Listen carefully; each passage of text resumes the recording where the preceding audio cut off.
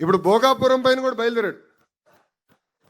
5 సంవత్సరాలు ఏం పనులు చేయాల, పట్టించుకోవాలా, కనీసం ఒక్కసారి వెళ్ళి చూడలా.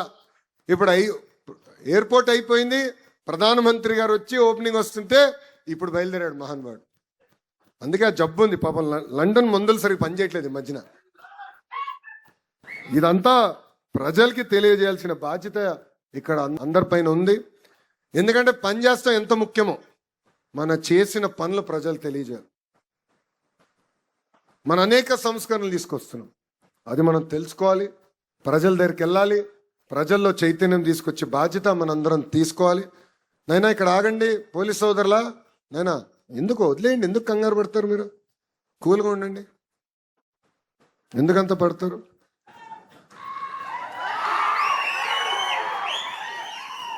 మీరు లేనప్పుడు మా వాళ్ళు ఉన్నారబ్బా నాతో, కంగారు పడద్దు. ఇక్కడ ఎవడేం చేయడలే. గొడ్డలి, గొలకరాయి, కోడి కత్తి మా పార్టీ కాదురా భయ్.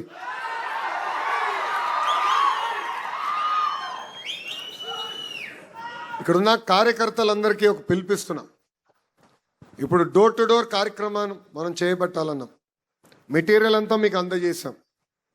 మీరు మీ బూత్లో నాయకత్వం వహించండి. ప్రతిరోజు 30 గడుపులు ఓర్పు సహనంతో వెళ్ళి మాట్లాడాలి, చేసిన మంచి పనులు చెప్పాలి. దాని తర్వాత వాళ్ళు ఏమైనా అడిగితే ఆ ఫీడ్బ్యాక్ రాసుకోండి. ప్రోగ్రామ్ మొత్తం అయిన తర్వాత మై టీడీపీ ద్వారా మిమ్మల్ని అడుగుతాం ఫీడ్బ్యాక్. అయ్యా మీ బూత్లో ఏమన్నారు ప్రజలు, ఎక్కడ బాగా చేస్తున్నాం అని చెప్పారు, ఎక్కడ మనం ఇంకా చేయాల్సి ఉంది అని ప్రజలు వివరిస్తున్నారు, ఏం చెప్పారో మేము తెలుసుకుంటాం. ఆ యాప్ ద్వారా మేము తెలుసుకుంటాం. దయచేసి కార్యక్రమం మన అందరం జయప్రదం చేయాలి, అందరం కష్టపడాలి. ఎందుకంటే నేను చెప్పా మన నియోజకవర్గం 50-50 అంటే 50% సార్లు గెలిచాం, 50% సార్లు ఓడిపోయాం. దానికి కారణం మనమే, మన నిర్లక్ష్యమే, ప్రజల్ని తప్పడతాం కాదు. 1980 తర్వాత గెలవని నియోజకవర్గంలో నేను పోటీ చేశా స్వామి, మంగళగిరి. 2019లో నేను ఓడిపోయా, 5300 ఓట్లతో ఓడిపోయా. 5 సంవత్సరాలు నేను వదిలిపెట్టలేదే, నేను వేరే కాన్స్టిట్యున్సీకి వెళ్ళలేదే. అయ్యా కంచుకోట ఎక్కడుంది, విశాఖపట్నంకి వెళ్దామా, కుప్పంకి వెళ్దామా, లేదంటే పక్కనున్న పెనమలూరుకి వెళ్దామని నేను చూడలా. ఎక్కడ ఓడిపోయాను అక్కడనే ప్రజల మనసు గెలుచుకుని గెలవాల లక్ష్యంతో పనిచేశా. ఆంధ్ర రాష్ట్ర చరిత్రలో టాప్ 3 స్థానంలో 91,000 మెజార్టీతో మంగళగిరి నేను కైవసం చేసుకున్నాను. అదే కార్యకర్తలు, అదే నాయకత్వం. కొత్త నాయకులు రాలా, కొత్త కార్యకర్తలు ఆ సమయం లేరు.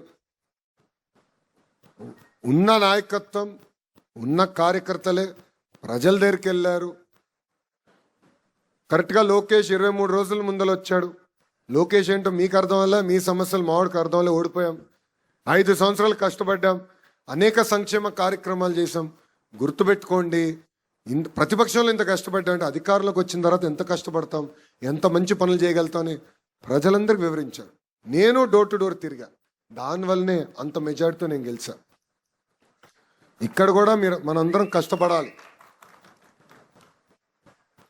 మళ్ళీ చెప్తున్నా, పార్టీలో నాయకులం మేము శాశ్వతం కాదు. తెలుగుదేశం పార్టీ అనేది శాశ్వతం, పార్టీ వ్యవస్థ అనేది శాశ్వతం. ఆ పార్టీ బలోపేతం కోసం మనందరం కష్టపడాలి, అందరం కృషి చేయాలి. అంతేగాని ఎవరు ఉంటాడు ఆయన చెప్తే పదవులు వస్తాయి అనుకుంటే మటుకు చాలా ఇబ్బంది పడతాం మనం. పనిని నమ్ముకోండి, డోర్ టు డోర్ కష్టపడండి, మిమ్మల్ని ఎత్తుక్కుంటా వచ్చే బాధ్యత నేను తీసుకుంటానని కార్యకర్తలందరికీ మళ్ళీ తెలియజేసుకుంటూ, ప్రభుత్వ కొనసాగింపు గురించి ఇప్పుడే భరత్ గారు కూడా మాట్లాడారు. ఇది చాలా చాలా అవసరం. మనకి ఓటమి కొత్త కాదు, గెలుపు కొత్త కాదు. ఓడిపోయినప్పుడు అందరు బాధపడతాం, గెలిచిన తర్వాత అల్సట్ అనండి, అలకనండి, ఏముందిలే గెలిచిపోతాం అన్న అహంకారం అనండి, ఇవి వచ్చేస్తాయి. దానివల్ల మనం నష్టపోతాం కాదు, కార్యకర్తలు మనం నష్టపోతున్నాం. కేసులు పెట్టించుకుంటాం, కొన్ని సందర్భాల్లో మనం కొడతారు, కొన్ని సందర్భాల్లో మన ప్రాణాలు తీసేస్తారు. సో ఒక పక్కన మనం నష్టపోతున్నాం, ఇంకో పక్కన ఆంధ్ర రాష్ట్రం నష్టపోతుంది. ఈరోజు ఒక గుజరాత్ రాష్ట్రంలో అదే ప్రభుత్వం కంటిన్యూస్గా వచ్చేగల ఏ స్థాయిలో ఉందో చూడండి ఒక్కసారి. ఒరిస్సాలో మొన్నటి వరకు ఒకే ప్రభుత్వం కంటిన్యూస్గా వచ్చేగల ఒరిస్సా కూడా మనకన్నా అద్భుతంగా అభివృద్ధి చెందింది. సో మన రాష్ట్రంలో కూడా ప్రభుత్వ కొనసాగింపు అనేది చాలా చాలా అవసరం. 1,05,00,000 మంది కుటుంబం మంది, పెద్ద కుటుంబం. అది కాస్త ఇప్పుడు కొంచెం ఇంకా పెద్దగా అయింది.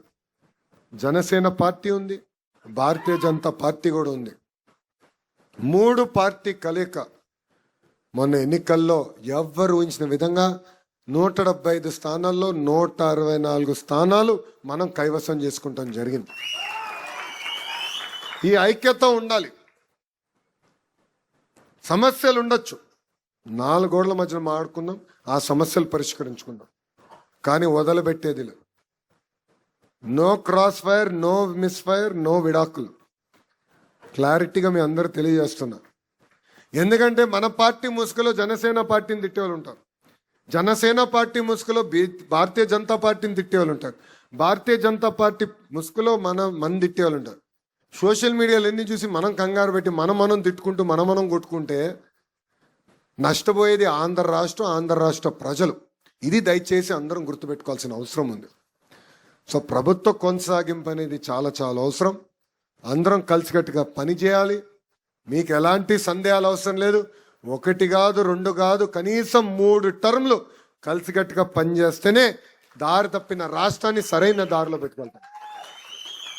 కోరిన అన్ని కోరికల పద్ధతి ప్రకారం కేంద్రంలో మన ప్రధానమంత్రి నరేంద్ర మోడీ గారు, రాష్ట్రంలో మన ముఖ్యమంత్రి చంద్రబాబు నాయుడు గారు కలిసికట్టుగా తీర్చుతున్నారు. ఆ రోజు పాదయాత్రకు వచ్చినప్పుడు కర్నూలు అనేక మంది లాయర్లు, అడ్వకేట్లు అని వచ్చి కలిశారు. ఆనాడు చెప్పారు, హైకోర్టు ఇక్కడ ఉండాలి, ఇక్కడికి తీసుకొస్తే బాగుంటుందంటే వాళ్ళు ఒకటే చెప్పారు, చేయలేని హామీలు నేను ఇవ్వను. కానీ ఆనాడు నేను ఒక హామీ ఇచ్చా, హైకోర్టు బెంచ్ కర్నూలులో నేను ఏర్పాటు చేస్తానని హామీ ఇచ్చా. రాబోయే 90 రోజుల్లో హైకోర్టు బెంచ్ కర్నూలుకి తీసుకొచ్చే బాధ్యత మన ప్రభుత్వాన్ని. ఇవన్నీ చేయగలుగుతున్నాం అంటే కేంద్ర ప్రభుత్వం సహకారం ఉంది. ఇది మనందరం గుర్తుపెట్టుకోవాలి. డబుల్ ఇంజిన్ సర్కార్ వేరే రాష్ట్రాలు ఉన్నాయి, కానీ మన రాష్ట్రంలో డబుల్ ఇంజిన్ బుల్లెట్ ట్రైన్ సర్కార్ ఉంది. ఎందుకంటే బాబు గారి స్పీడ్ మీకు తెలుసు, తగ్గేదే లేదు. అదే స్పీడ్లో ఇప్పుడు ప్రధానమంత్రి నరేంద్ర మోడీ గారు కూడా చూస్తున్నారు. ఇద్దరు కలిసికట్టుగా రాష్ట్రాన్ని అభివృద్ధి చేయాలన్న లక్ష్యంతో పనిచేస్తున్నారు. అందుకే ప్రభుత్వం కొనసాగింపు అనేది చాలా చాలా అవసరం. అందరం కలిసికట్టుగా పనిచేయాలని ఈ సభాముఖం మిమ్మల్ని అందరినీ కోరుకుంటున్నాను.